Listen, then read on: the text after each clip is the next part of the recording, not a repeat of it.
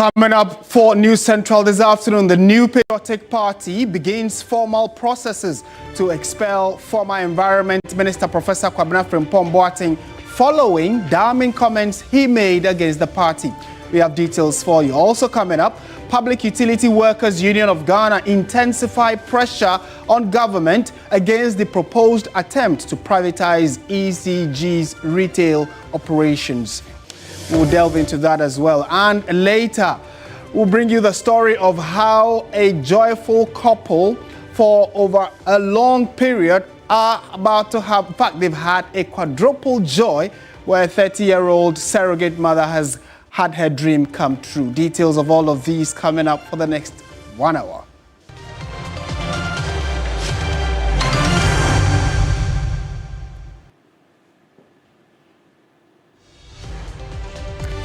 My name is Martin Asiedu-Date. Thank you so much for staying with TV3. This is News Central. The bulletin begins right now.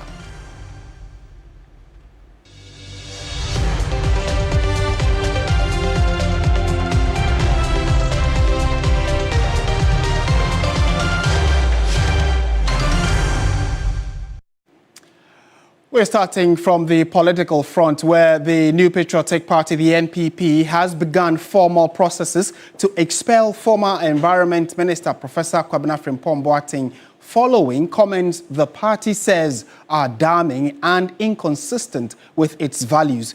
This was announced in a statement signed by the party's General Secretary Justin Kodua Frimpong on Tuesday, the 13th of January 2026. That's actually today.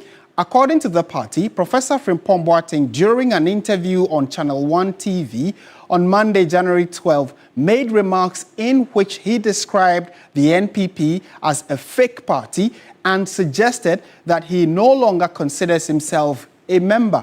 The statement added that during the interview, the former minister also alleged that the NPP's 2023 presidential primary was rigged in favor of Dr. Mahmoud Bawumia, the party's flag bearer for the 2024 general elections. The NPP said Professor Frimpong Boateng's comments are highly reprehensible and undermine the unity and integrity of the party, and as a result, it has invoked the relevant provisions of its constitution to begin the process of expelling him in line with due process.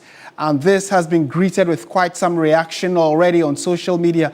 People are saying that the party in itself, through this action, is stifling the freedom of expression and freedom of disagreement or freedom of speech.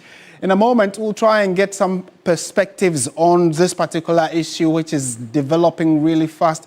And also, it's part of the build-up to the party's January 31 primary to elect a flag bearer. So it looks as though this is a build-up to how the party is looking to shape itself up far ahead of the 2028 elections. But let's now speak to senior lecturer and policy analyst with the University of Ghana, Dr. Joshua Zato, who has joined us on phone for a quick chat. Doc, good afternoon to you. Thank you for joining us on News Central. Good afternoon, and thank you to all your listeners all over the country. Well, I'm sure you have followed this conversation about the party's decision, but let me start from here. Have you heard Professor Frimpong Boateng yourself, the interview that the party is basing this decision on, and what are your thoughts on what he said?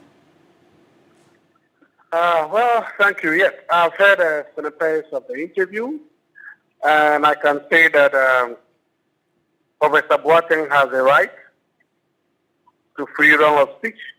He has a right to say whatever he wants about the political party that he wants to belong to, and nobody can take that right away from him.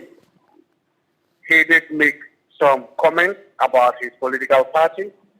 He did contribute to the public discourse about how the political party he once belonged to, or he belongs to, he's still a member of the NPP, and what is happening and what happening there. Yeah, he has that right. He has that freedom of speech to speak and to make those comments. But I think in the same way that he did that, the New Patriotic Party also has the right to react to those comments and to react to those statements. And I think we have seen the NPP's reaction. I don't think we have seen the end of this story yet. It's just beginning. And so I mean, I'm picking up from where you left off. Do those comments, in your view, warrant what the decision of the party looks like, which is the decision to expel him out of the party? Well, if you just look at what he said, then it means I don't think the man himself wants to stay in that party. So I think that they will all be doing themselves good if they just part ways. What actually intrigues me is that you go ahead to say the APP is not what you know, the APP is fake. But you should just go ahead and just say, I'm leaving, I'm no more a member of the party, because why do you still want to be part of a fake organization? I don't get it. You said the party is fake, you said the party is not real. Why are you part of a fake, or do you want to be part of a fake organization? You should just go ahead and say, because the party is not what I know, because the party is fake, because the party is not real, I am leaving. You don't leave. What is he holding back? I don't know. Yeah, but Dr. Zato, I've listened to portions of the interview where he, amongst other things, said that the current crop of, what looks like the party is fake, and that he is still part of the party. He is part of the virtual group of people. So it is not at variance with people who disagree. Just like even one person who's also seeking to lead the party, he also had issues with, for instance, the primary that elected Dr. Mahmoud Bawumia. He also had disagreements with them, but the party did not come up with, such a statement to want to expel him. Is anything different from what Professor Boateng has said? Yes, look, you see, I always find these things quite intriguing. Everybody has a problem with the way a primary is done. When Akufo-Addo lost to Kufuor, he had a problem with that primary. He didn't issue a disparaging statement. When, when Akufo-Addo won against Alan in 2007, he had a problem with the primary. So having a problem with the primary is completely different. It's justified. But if you now go out and say that the party that you belong to or you say is fake, now that is different from saying that you have a problem with the primary. Secondly, if your problem is with the leadership of the party, God or the party's structures have you the chance. The party is going to Congress to elect all the leaders this year. So you can just say that, okay, thank God we have the opportunity to replace all the leaders. Now, if you are not saying that you are leading, you are saying the party is corrupt, the party is fake, why do you want to be part of a corrupt and fake party? I don't see it. Okay. Because to him, much is giving something much is expected. If a small member of the party were to say this, then the party could say that, okay, this is a floor member pension. But this is a former cabinet member and considered a senior member of the party. To say that the party is corrupt would have provided a sample of evidence. To say that the party is fake, that is not usual commentary from a senior member of the party. Okay. And so the party has a right to try to protect its integrity.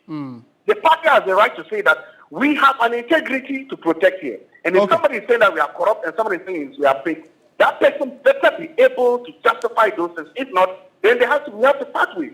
Why do you want to continue to be part of a corrupt and a fake organization? That is the question that the leadership of the party is asking today.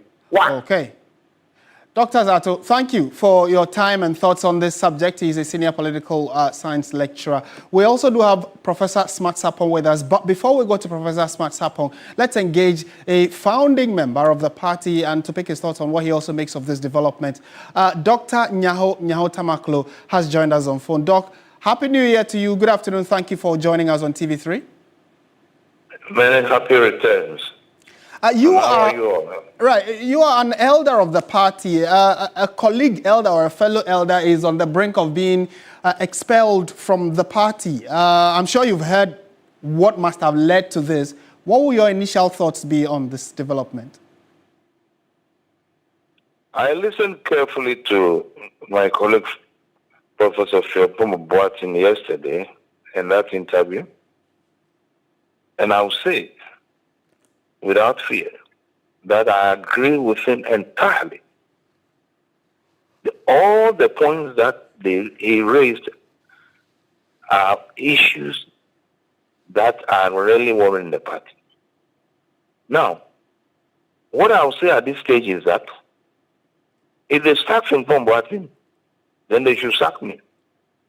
They should sack Kwame Training. They should sack Dr. Asa Kennedy. And quite a number of us. Now, this party was formed by Democrats. Listen to me carefully. By Democrats. Those I mentioned, including myself, we are not even the founding fathers. We are founding members. But people like B.J. Darocha, people like Professor Edubuain, people like Peter Ala Ajete, people like Sami Odoi-Sais, people like Stephen Kreku, people like Bikai of Kumasi, people like B.K. Adama, people like Sarifu Ibrahim, people like Tolona Yakubu Tali. All those I have mentioned, the only person surviving now is Odoi-Sais. These people will turn in their graves. And whoever in MPP now thinks he can sack Frimpong Boateng should try it. They should try it. The party is now in hands of looters. They have not performed well. They came to power through thievery. We all know it. Right. We all know it. And if they are going to continue to disturb the party, then they should know that some of us are ready for them. Dr. Nyahotamaklo, the concern the party is raising is that if he is a member, he probably should not be calling the same party fake. And that even if he disagrees, there probably are channels he could use to express his disagreement or his grievance. And for that reason, they think they would want him out. You say you totally agree with what Professor Frimpong Boateng said.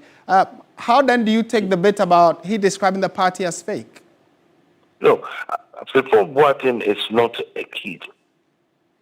Frimpong Boateng academically is very solid. Frimpong Boateng is a man of integrity. He's a hard-working person. Frimpong Boateng knows how to choose his words.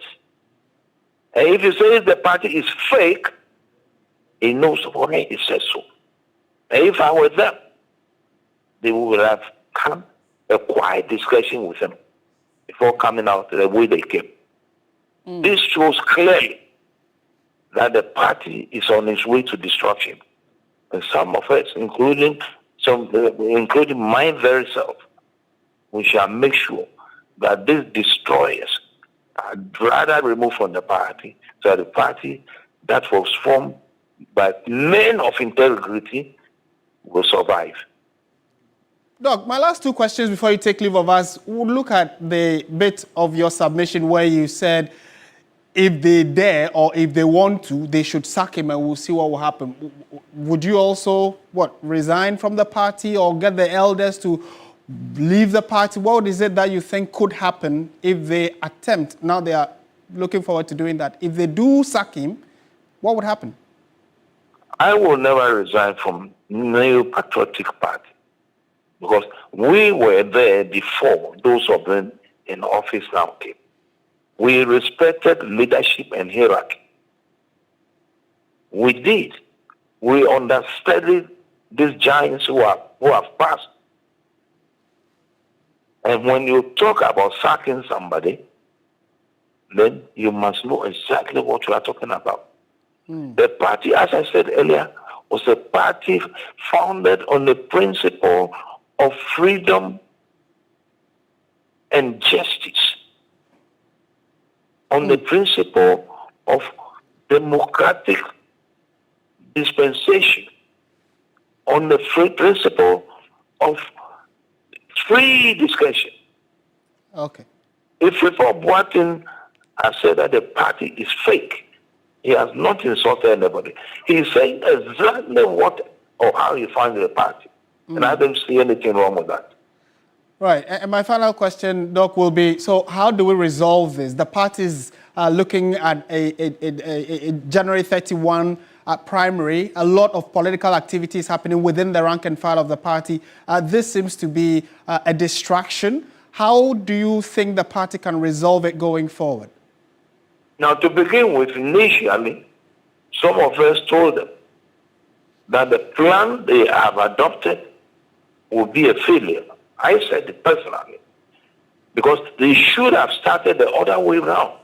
You don't pick the leader of the party when you have lost so heavily in a national election. What you do is that you come to the grassroots and mobilize the people. Explain to them what brought this total failure.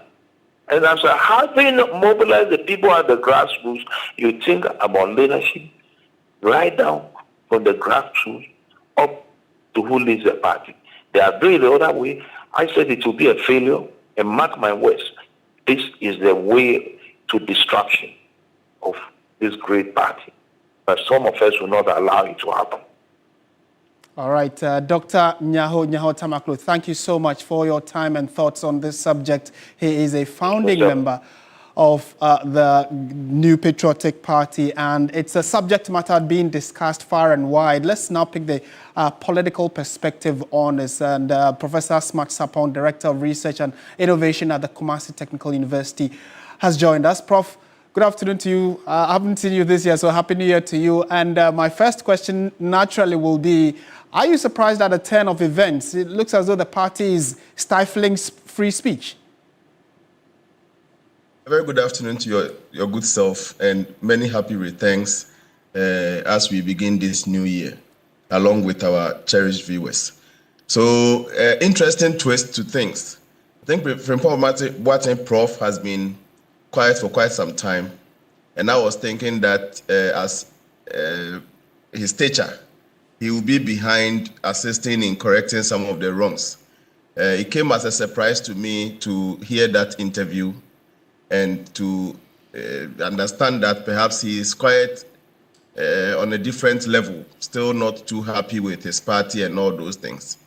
So quite a shock. Then the response from the party through the General Secretary, I'm sure it's an indication of intent.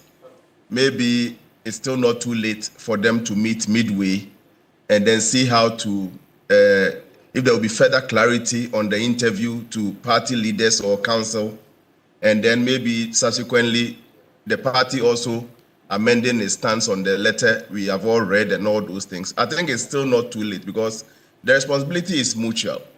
Much as things might be going wrong from the perspective of the founding members, they too owe it a responsibility to make sure that at their level, they would make sure they leave behind a party united, a party that is progressive and all those things. They don't have to leave things to destroy further, or perhaps through their comments and dissatisfaction, get things to destroy further. They must admit that, yes, they are giving way to the younger ones, and the younger ones may need some guidance as the transition occurs. So the responsibility for me is mutual. Much as they see things wrong with the younger generation, they must as well take the responsibility and not to make it feel like things are totally out of hands. They can use all words to describe a party they sat to form.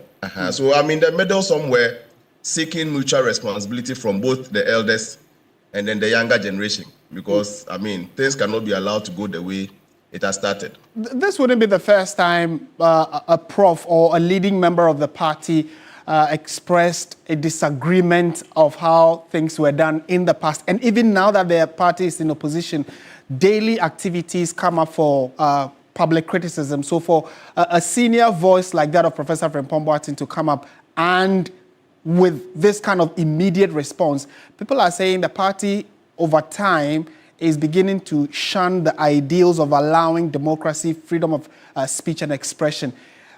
Could that be a truism? Could there be some truth in that?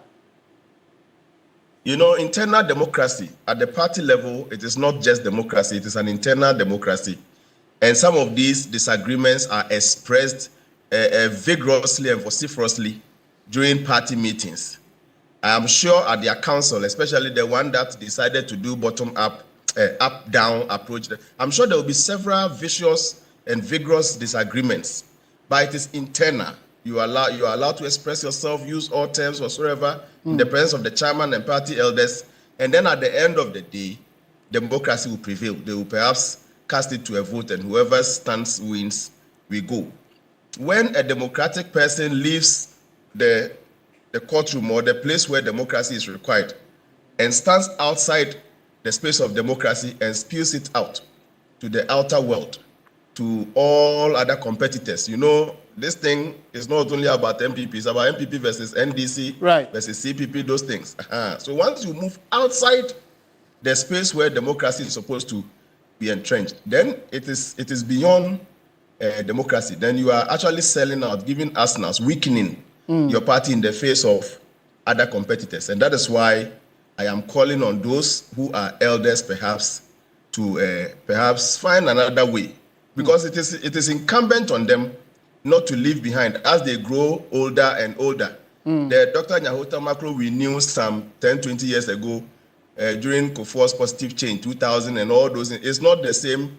Dr. Nyaho, age is actually blessing him and he's becoming older and older and weaker and weaker. Same with Professor Frimpong Boateng, same with Dr. Mpianim, same with Dr. Atta Kennedy and all those lists that he mentions.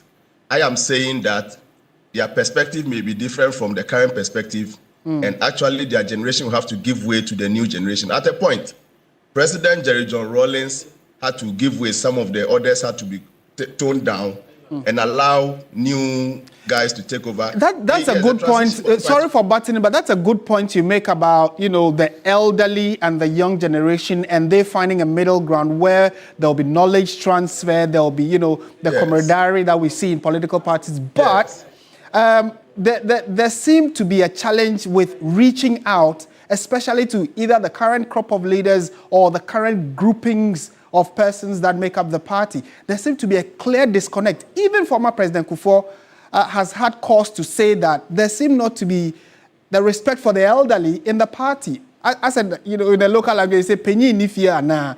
You know, so this is not only Professor Frimpong Boateng's concern. Even former President Kufuor has raised it. So how then do we blend, or how do we find a middle ground for this kind of merger or, you know, unity you're talking about? Yeah, so let me drive to the younger ones. Usually in our settings, you would have to move to elderly people. So if that is lacking, then it is a very big minus on their part. And again, I feel it is not too late. It is 1 year into opposition. They can better up in 2026, bridge the gap between the elderly and themselves, because sincerely speaking, the future cannot stand without proper reference to the past. And they need these people, now that they are alive, to consult. Okay. But I want to still draw attention of the elderly to the way President Kufuor goes about it. He says it and leaves it, and I'm sure there's room for further engagement behind the scenes. He doesn't draw a complete conclusion, a negative one for that matter, and leaves it in the public space. I would plead that going forward, if the elder ones who are dissatisfied with the way things are going will even comment in public, they should end on some recommendations so that there can that adage that says that you too for them the Bible will still be achieved, because it's like you have some recommendations to pass on to the younger ones.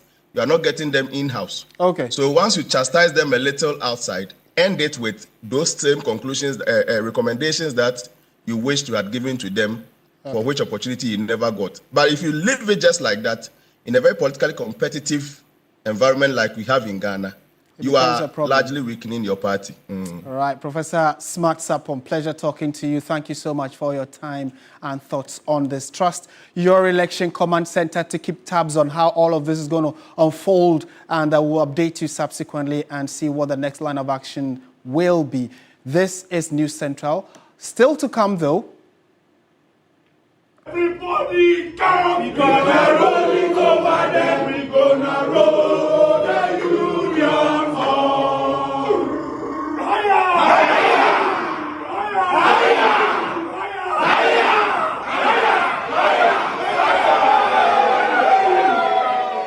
Higher! Right. Now, this afternoon, the Public Utility Workers Union of Ghana, PUWU, is in collaboration with the Trades Union Congress, is expected to reaffirm and strengthen its opposition to the proposed privatization of the Electricity Company of Ghana, ECG's retail operations.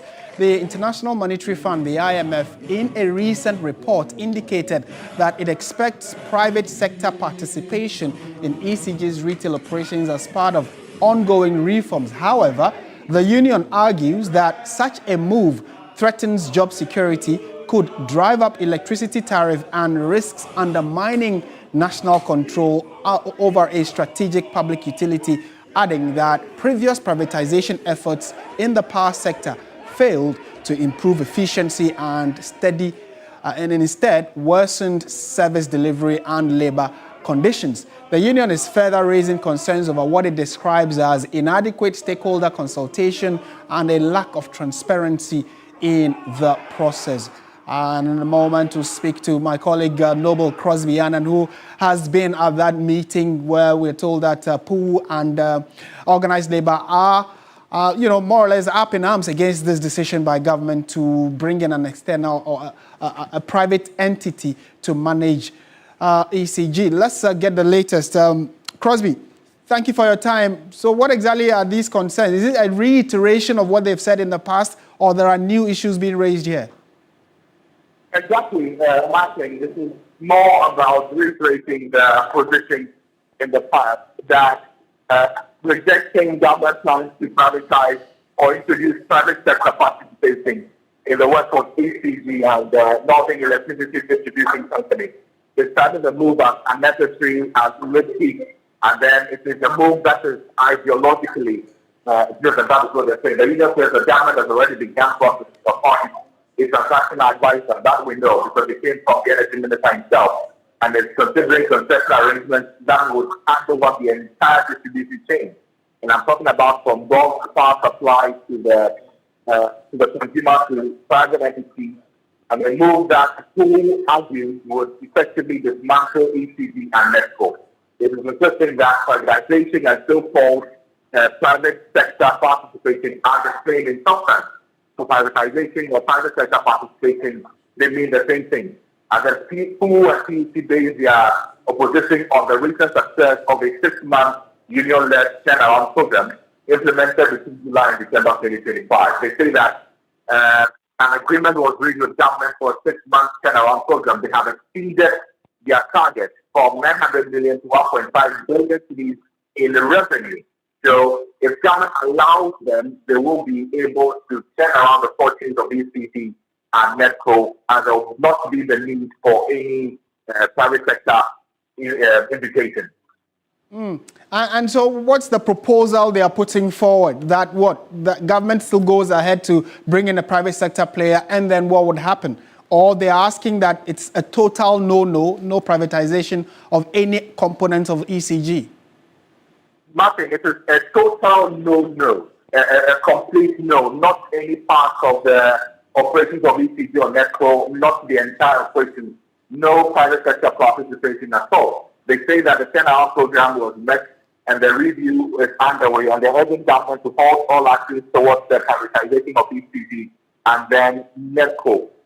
They are also asking that MDs of ECG and NETCO be given clear deliverables and be held to strict account on those deliverables. They also say that, yes, what they're saying essentially is that it should not happen, that like privatization should not happen, and government should take proactive measures to immediately end all forms of political interference in the energy sector, including the management of ECG and NETCO. We can take a listen now to the person who addressed the press conference, and I'm talking about this one, the secretary of the TUC, Martin.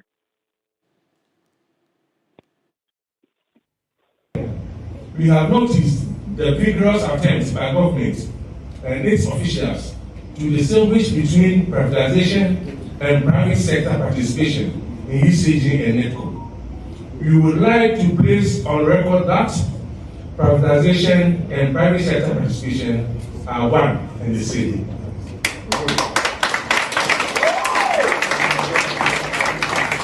the Trade Union Congress, TUC Ghana, and its affiliates, including the workers of ECG and NETCO, called on the government of Ghana to suspend all plans and arrangements to privatize the Electricity Company of Ghana, ECG, and the Northern Electricity Distribution Company, NETCO.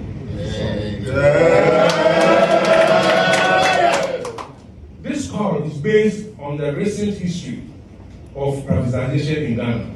It is also based on the performance of ECG and NETCO in the last few months following the turnaround program agreed among pool management of ECG and the Ministry of Energy and Green Transition / government.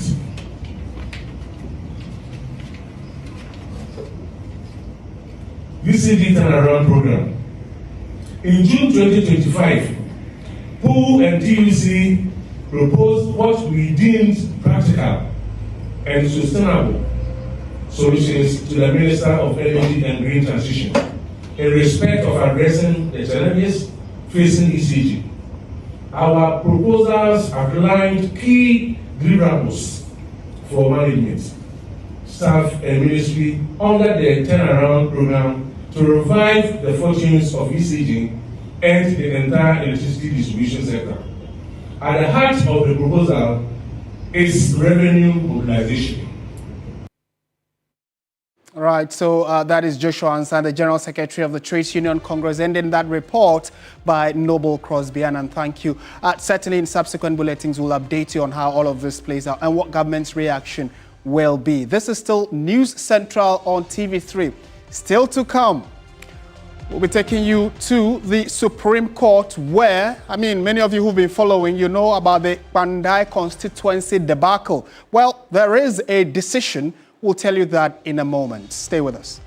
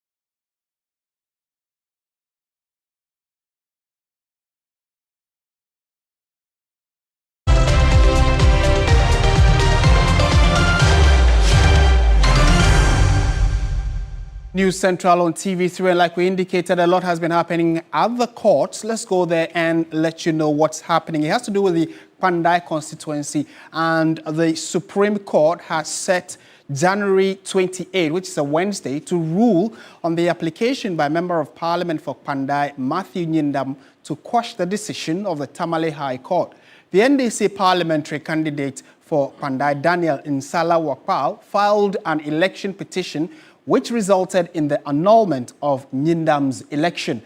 Lawyers of Matthew Nyindam then escalated the matter to the Apex Court, arguing that the High Court judge lacked jurisdiction, and the petition was later filed after the mandatory 21-day period. Let's listen to what transpired in court right now. And Lord Edua Sari is our court correspondent. He's joined us. Lord, so thank you for joining us. To start with, what's the reaction after the decision to adjourn again this case that many thought would see some finality today? Well, Martin, both parties are pretty confident ahead of Wednesday, January 28th. For example, Nelson Defenko, he's saying that let's wait for the decision of the courts, but looking at the argument that they've made, they believe that at the end of the day, things may go in their favor. Same goes to the NPP, who was led by Gary Nimakon. But essentially, the crux of their argument today was that Gary Nimakon, the lead counsel for Matthew Nyindam, he argued on two grounds. First, being that the Tamale High Court judge acted out of jurisdiction, in that the NDC candidate, Daniel Insala Wakpal, he filed the petition out of time, which was the 21 mandatory period. Now, he noted that he filed the petition on January 25, although the Pandai parliamentary elections was gazetted. The results were gazetted on December 24. During the calculations, he indicated that they filed their petition way out of time, and so prayed the courts to quash the decision of the High Court, relying on this. The second ground was that he indicated that looking at, for example, the jurisdictional error by the judge, all other action taken after that was essentially null and void. And so again, he was saying that the Apex Court should rely on these and then quash the decision of the Tamale High Court. Now, lawyers of Daniel Insala Wakpal, led by Sika Ablan Ado, she vehemently opposed the application, in that she indicated that there were two Gazette notifications on the day, the first being December 24, and the Pandai election results, she added that they were re-gazetted on January 6, and they relied on the January 6 Gazette to file their, as it were, election petition. So it cannot be the case that they filed out of time. She added that in any case, Matthew Nyindam himself relied on this January 6 Gazette at the Tamale High Court, and so she actually accused them of cherry-picking which Gazette notification to use for their application.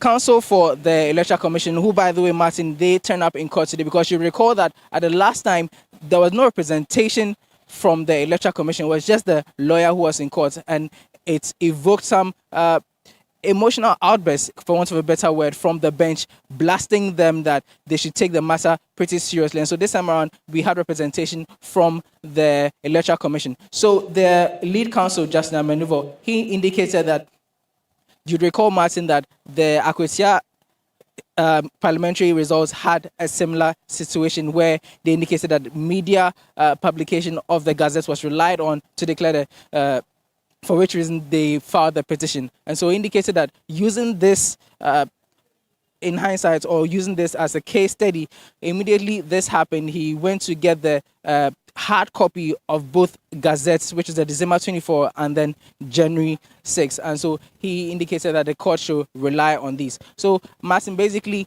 Daniel Wakpal's lawyers are saying that the bench or the Apex Court should throw out this application to court the Tamale High Court, because it cannot be the case that they will rely on the December 24 Gazette notice when there's an updated version which contains all the 276 constituency results, including that of Pandai. And so we're back in court January 28th for the Apex Court to make the final judgment on this application. Then there was the order for the injunction, or if you like, suspension of the Pandai rerun until the final determination of this matter, Martin.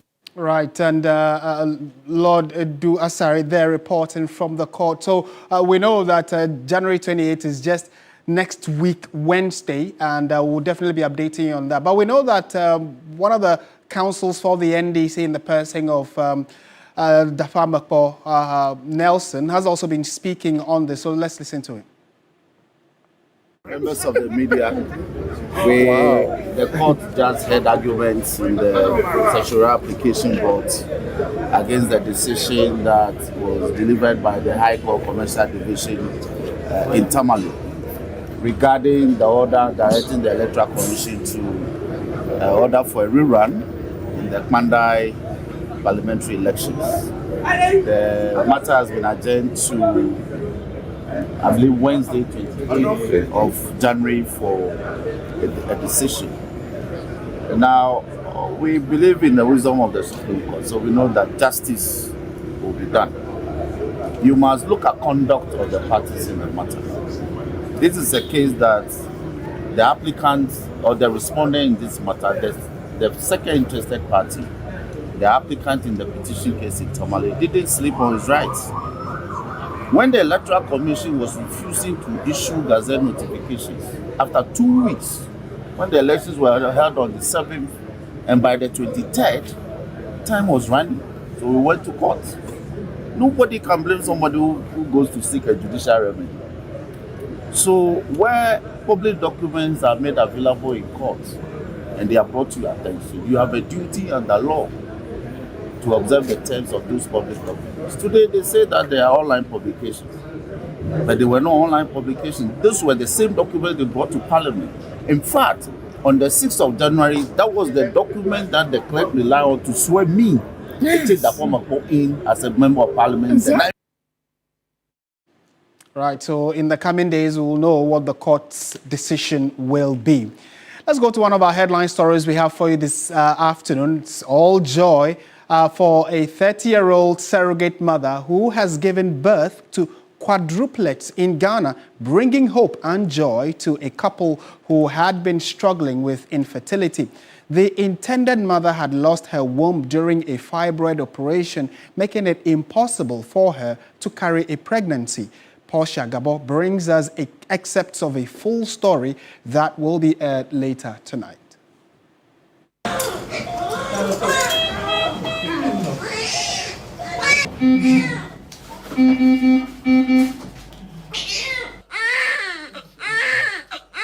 This one was where the surrogate's own egg was used. She decided to use her own egg because sometimes we explain the procedures to them, the IUI, the IVF, and they think that the IVF, going through the IVF process is very invasive. The injections they take, all that, or they would rather opt for the IUI with the intended father's sperm.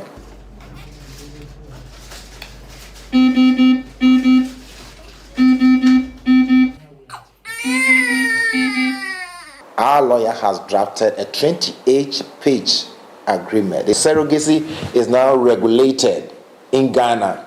So we have the Act 1027, Registration of Births and Deaths Act.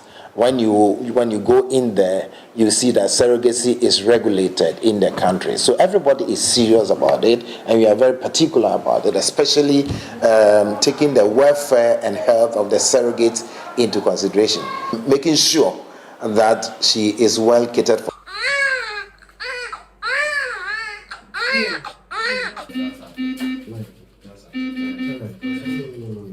I'm part of people urging the state to come out with regulation on surrogacy. I mean, we're still discussing whether it will be necessary for the surrogate to get to know the parent, or the children, in the future, to get to know their roots.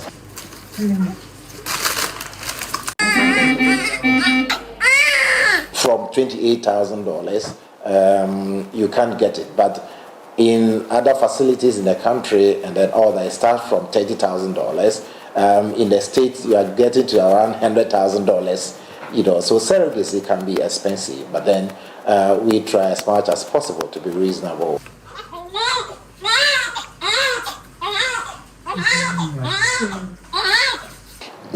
Quite recently, I met a very young lady, 32-year-old lady, who had done 5 fibroid surgeries. And at the time I met her, the fibroids had come back. So for such a lady, going into the womb, back and forth, creates adhesions, and some other issues with the womb. So it may not be appropriate to try to conceive yourself, or surrogacy could be an option.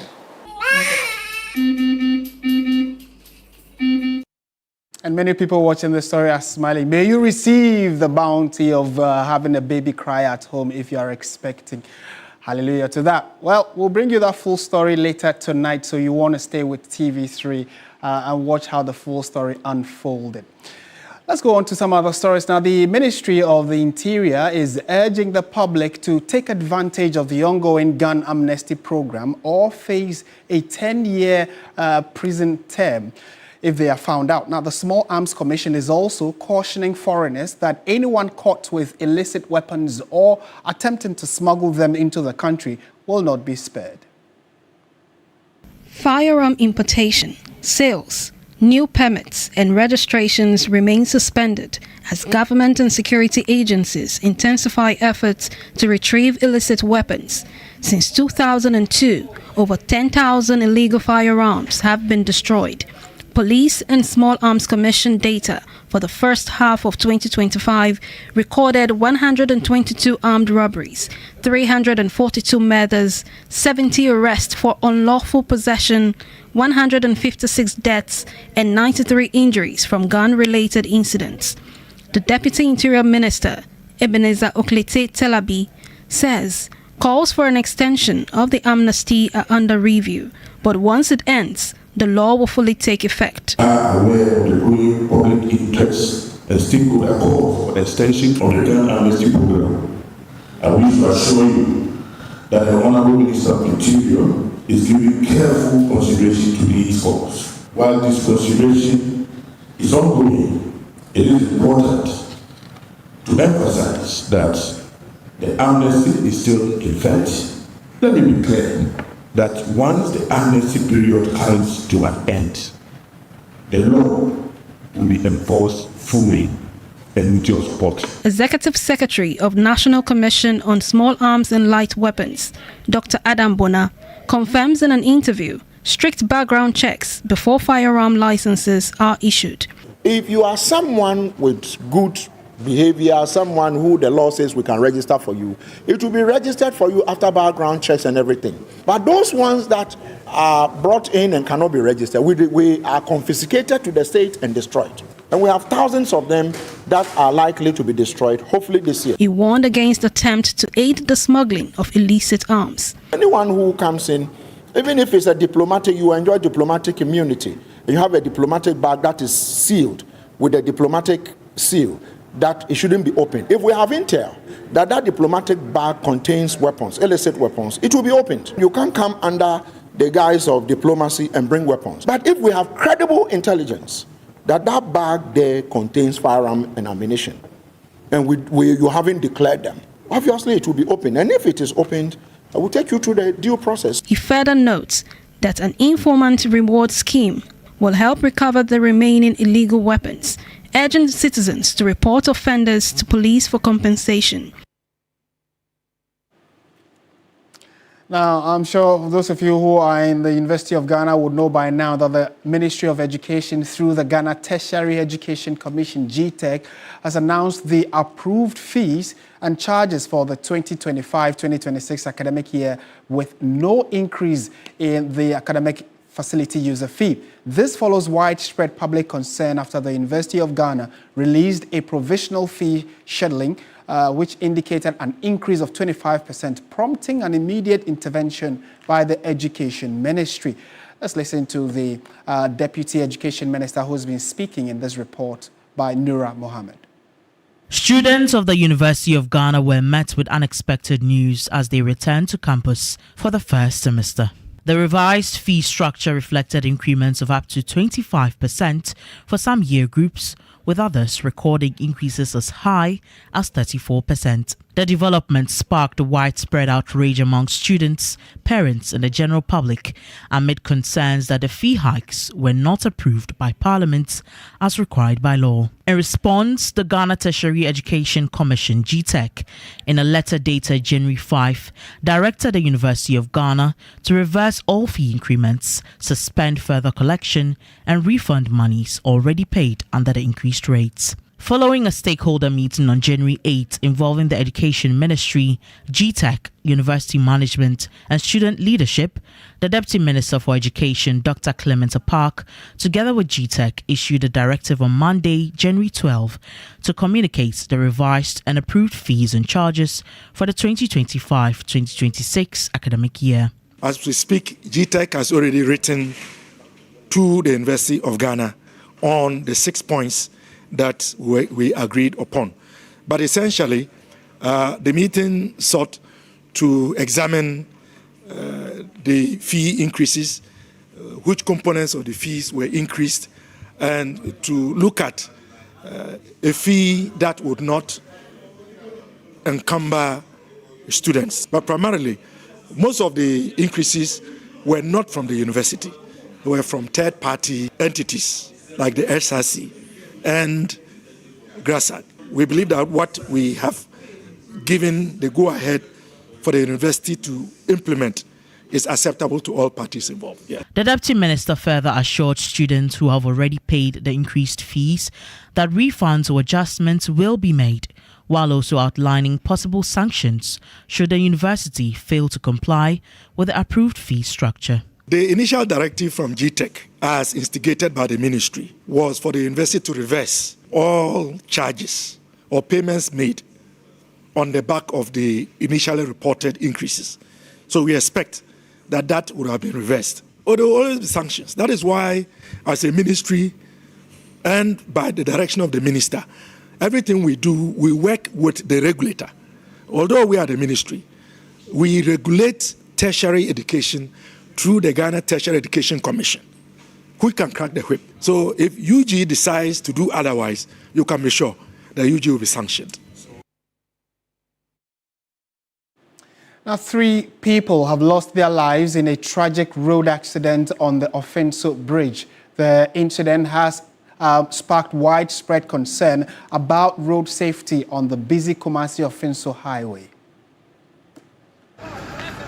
The fatal accident involving an articulated truck carrying heavy metals and a Kia vehicle occurred on Monday night on the Ofenso Bridge. The collision reportedly triggered a fire outbreak, claiming the lives of 3 occupants of the Kia vehicle, which was traveling from Kumasi towards Techiman. Although the Ghana National Fire Service responded promptly after receiving a distress call, the severity of the crash made rescue efforts difficult. Preliminary reports we've gathered so far indicates the heavy-duty vehicle moved to overtake another vehicle and lost its lane, crashing into the Kia vehicle.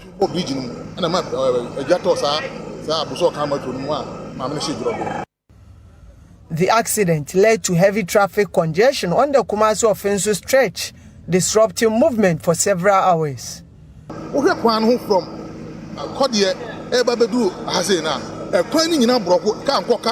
The road is currently completely blocked, with traffic unable to move in either direction. The Ofenso stretch has also been cut off, worsening the situation and making it critical.